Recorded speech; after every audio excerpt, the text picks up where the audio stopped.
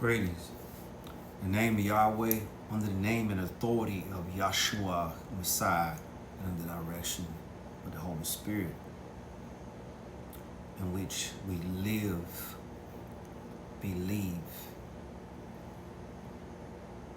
and expect our salvation.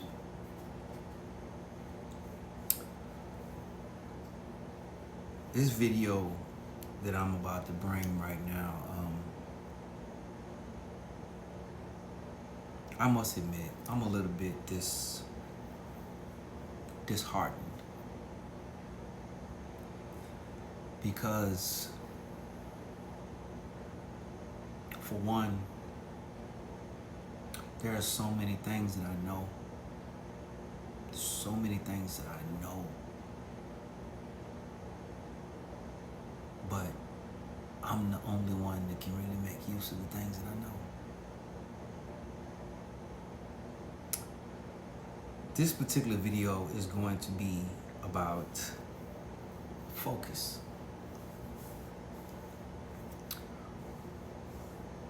Focus and interpreting distractions.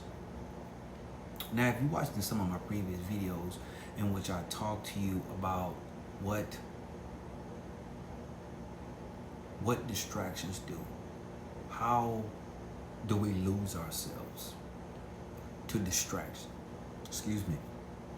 Distractions are how the programmers are able to build the reality that they hold over society. Let me say that again. The focus of the people is how the programmers build the reality that they use to encase the minds of his subjects. Now, I know that may seem a little bit off course, but stay with me. I'm going somewhere with it. The reason why distractions are so strong, so prevalent, and you see things that are real, they're only to be taken note of. Why would you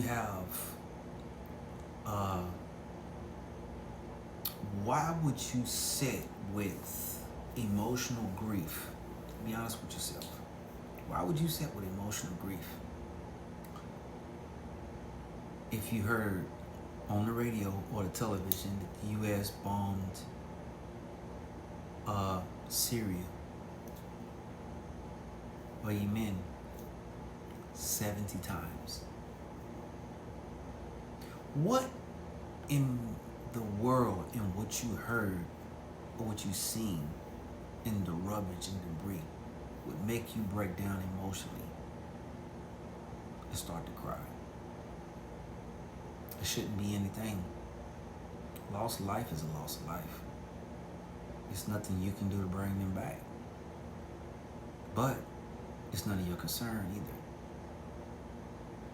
It sounds harsh, but your overreaching focus to start to bewail what's been happening across the world, all right, is taken away from you. It's taken away from your own essence, because that focus needs to be on yourself. You need to be thinking about how you're going to keep yourself alive, instead of using all your energy and wasting it and giving it away to the program that's getting your mind to focus on what didn't happen. You see, I have a line of thought that I'm trying to convey here. For instance, let's say you are walking down the street and you see a fire truck and an ambulance. Somebody's house went up in smoke. You're just like, oh, that's a tragedy. It is a tragedy. It's nothing less than a tragedy. Especially if you found out that there were lives lost. Yes, that's like ugly. All right? Should you have an emotional attachment to that? No. Why? Because it wasn't you. It's okay to be like, man, that's hard. It is. But until you're able to go in that house yourself and pull those people out of that burning home and revive them and bring them back to life, you need to watch what you're focused on, because you can't do that. So why do you give away all your energy to an event that you can't change? My point exactly. You can't change the outcome, so why do you overindulge emotionally? Because you've been programmed to do that. Because the programming has made it to where you over empathize with things and people, even if it doesn't concern you.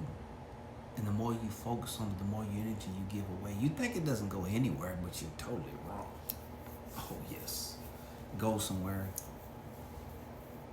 And there is somebody there that knows how to harness it. Okay? This is how the system also uses society as batteries, because they put certain things that come across you that you have what they call an emotional reaction to. And when you have these emotional reactions, they grab the energy, because they're the ones, sometimes, if not always, that are behind the event. So while they know you're hyper focused on the event, they're behind the event, feasting off the energy that's coming to it. They're gathering it. They're gathering it. All the energy. They're gathering it. And once they get so much of it, then they start to shape it, and they start to mold it. All right?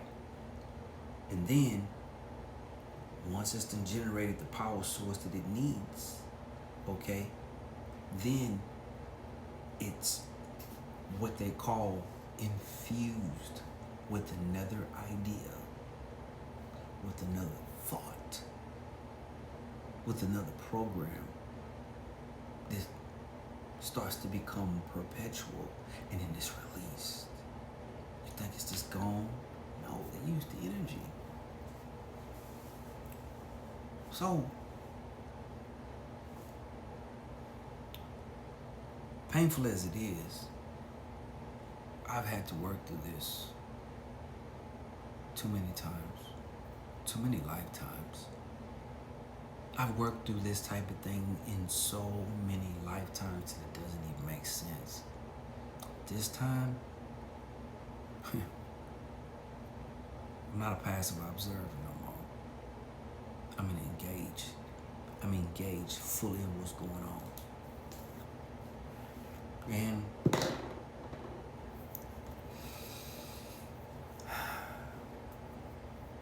I made sure this time I'm going to complete what I need to do.